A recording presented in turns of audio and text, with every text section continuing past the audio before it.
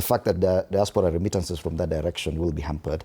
Economically, the oil issues, plus the plight, the real life issues that those people, Kenyans, are facing there. Do you think that this crisis, as a member of the National Assembly, has gotten to a level where we should probably discuss it in the National Assembly to provide probably direction on how these things should be handled from a diplomatic perspective as well? Yeah, I think for now, let's leave it at the executive level. Yes. Let's leave it at the Foreign Affairs Ministry.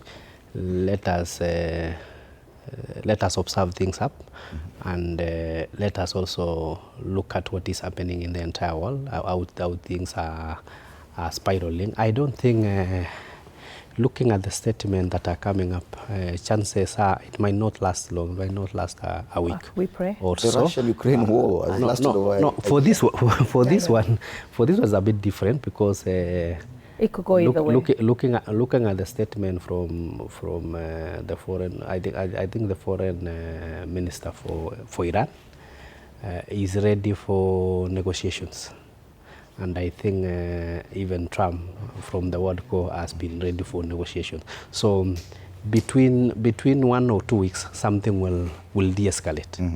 Sound very optimistic. I don't know, but we'll have to wait and see. Of course, there will be a big effect in terms of the economy. You know what will happen with the oil prices now that one of the biggest refinery in Saudi Arabia was hit.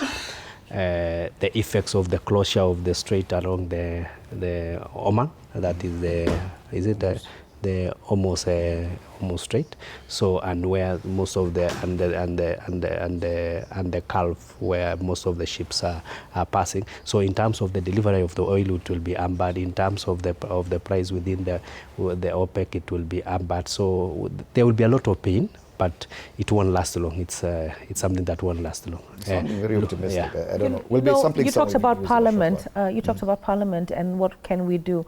I think as parliamentarians and representatives of the people, what we want to see is that our missions, where we have missions, are in touch with the Kenyan people. They have, one thing about Kenyans, when you're out in a foreign country, the first thing you need to do is let your embassy know that you're there. All right? Even if it's a short stay, it's always good that, I'm here. And I think we need to put up a system where you can easily tell a foreign mission, the nearest foreign mission, that I am in this country for 3 weeks. Because you never know. Look at the way things just happen. And I think for me, it's once the flights are open, there might be Kenyans who would want to come back home. That's when I have seen our government being very responsive. And I know our peers and Ministry of Foreign Affairs will be on top of that.